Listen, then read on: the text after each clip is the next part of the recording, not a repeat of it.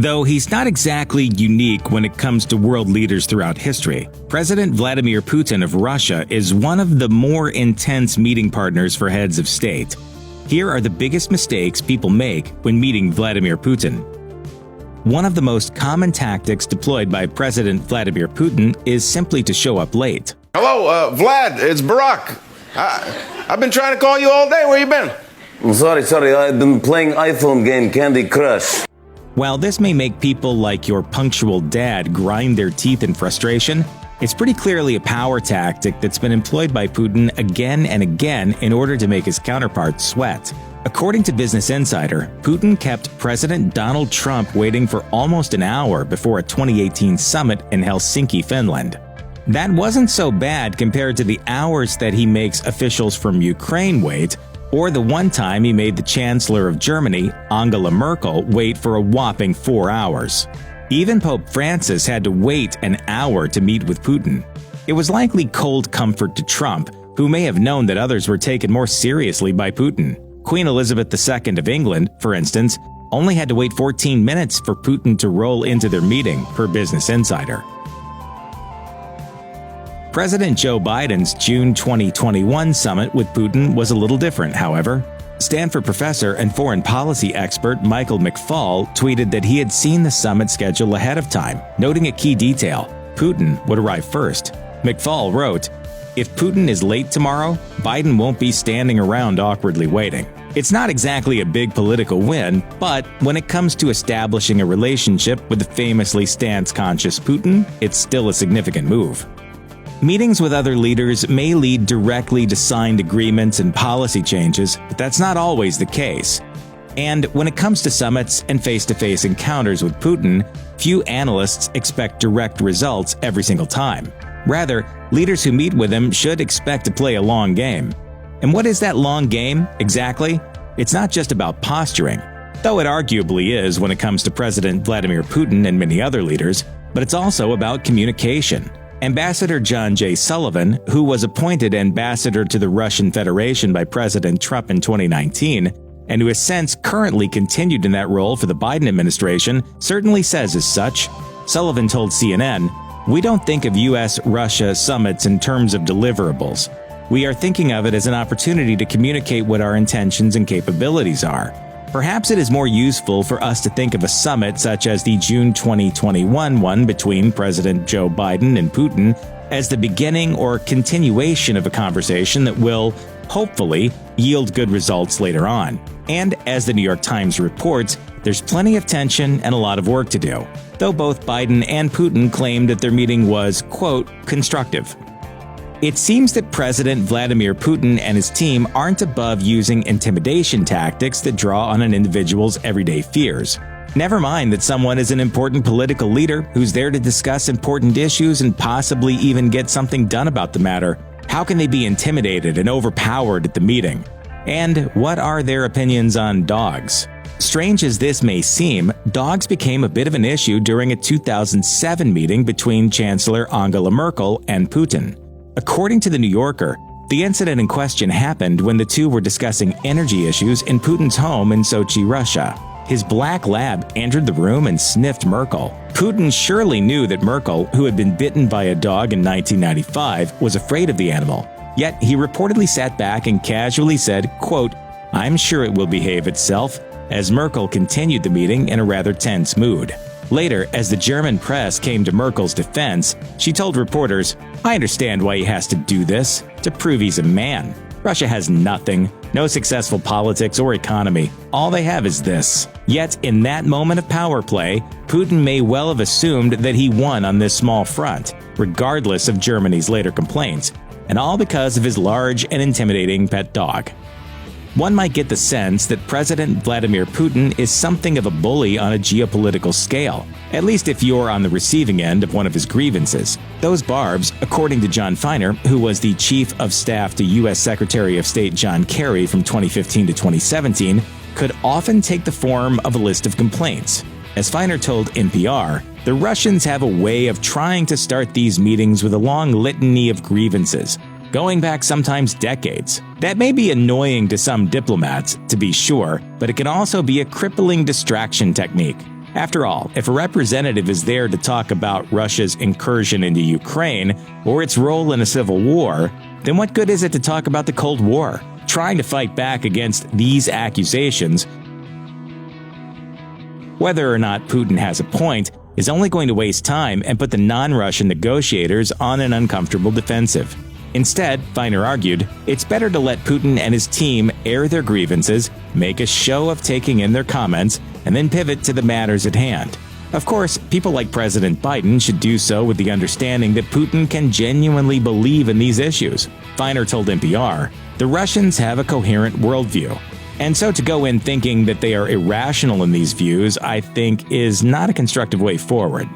After a summit with President Vladimir Putin comes the press conference. In many ways, this is an important move, not only because it lets the rest of the world know what happened, but it also gives the respective world leaders a chance to position themselves and frame the narrative. For many heads of state, giving Putin too much leeway to establish that narrative has backfired. Take the post-summit presser after former President Donald Trump's Helsinki meeting with Putin in July 2018. Per CNN, Trump appeared to side rather heartily with Putin, denying Russian involvement in the 2016 U.S. elections and going against the findings of the U.S. intelligence community. I have President Putin. He just said it's not Russia.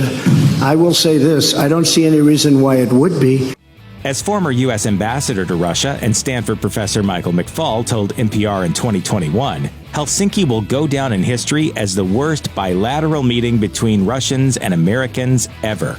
That's not only because Trump appeared alarmingly dismissive of his own intelligence reports, but also because he allowed Putin to get in ahead of him on the narrative. He's Putin's puppy.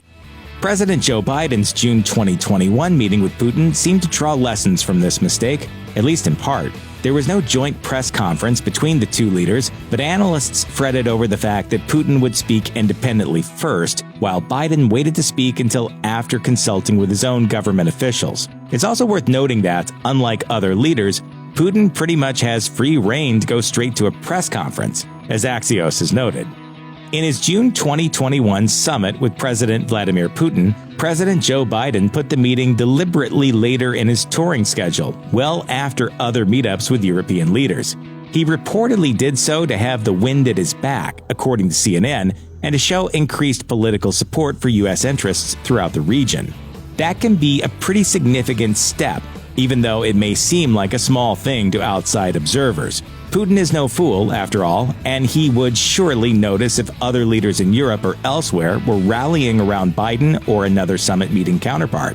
Now, this is not exactly a bombastic tactic, nor is it an intimidating one, but it can often be used to send a significant message. It's certainly been done before. For instance, CNN reports that the United States had already used this exact strategy ahead of a meeting with Chinese leaders earlier in 2021. Secretary of State Antony Blinken didn't go straight to Chinese Premier Xi Jinping or other Chinese officials as he traveled from the United States. Instead, he spent a little time traveling through the region and meeting with national leaders who were more overtly friendly to the United States. He therefore showed that diplomatic support for the Biden administration was relatively strong ahead of the big meeting with China. President Joe Biden said that he believes President Vladimir Putin responds most to, quote, signs of strength that are best communicated in person, per a report from CNN. It seems a telephone call simply won't cut it in the political one-on-one between two leaders, especially where the Russian president is concerned. This is no time to be shy or coy, particularly when the leaders are discussing heavy topics that include cyberterrorism, civil wars, and tension-filled economic agreements. And while some leaders tend to take a more gentle, moderated approach to meeting with Putin, Biden takes a far different tack.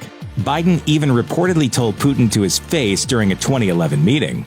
I said, Mr. President, I'm looking in your eyes, and you have no soul.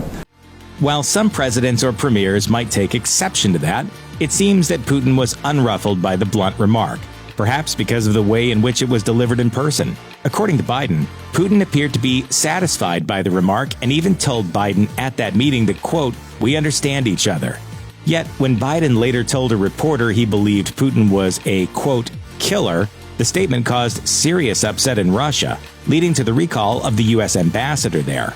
It could be that the lack of a direct meeting contributed to the controversy. Meeting with a strong-willed, intelligent, and canny premier like President Vladimir Putin is tricky, to say the least. You need to balance the niceties of social interaction and diplomacy with a certain measure of straightforward communication. Where other heads of state may appreciate politeness and small talk, it seems that Putin is often more receptive to a certain level of bluntness. CNN reports that, over the course of his diplomatic career, President Joe Biden has repeatedly stated his less than glowing estimation of Putin to the Russian leader's face, with surprisingly even-tempered reactions from the Russian president himself. And with that sort of bluntness, you also need to bring a serious tenacity. Biden, it seems, has learned that you can't back down in front of Putin, lest you both lose face and lose progress. As NPR notes, that basically means you have to have a game plan and stick to it, dodging distraction and intimidation techniques to get some semblance of progress moving. That also means not shying away from difficult topics.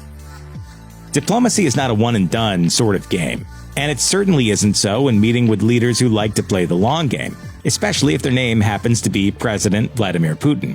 Meeting with Putin often appears to either be an opportunity for a new leader to set the tone for their interactions with the Russian president, or for an established head of state or diplomat to continue their ongoing efforts to get something out of the political relationship between their country and Russia.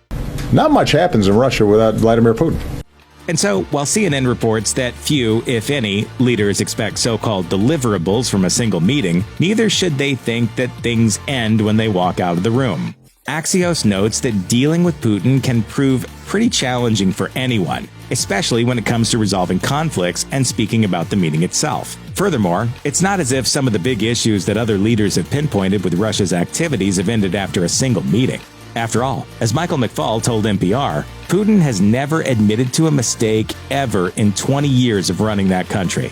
And so, Russian incursions into foreign territory, like their invasion of nearby Georgia and parts of Ukraine, persist. Coming to some understanding and action on these sorts of issues with the iron-willed and seemingly immovable Putin will almost certainly never happen over the course of a single summit or presidential administration.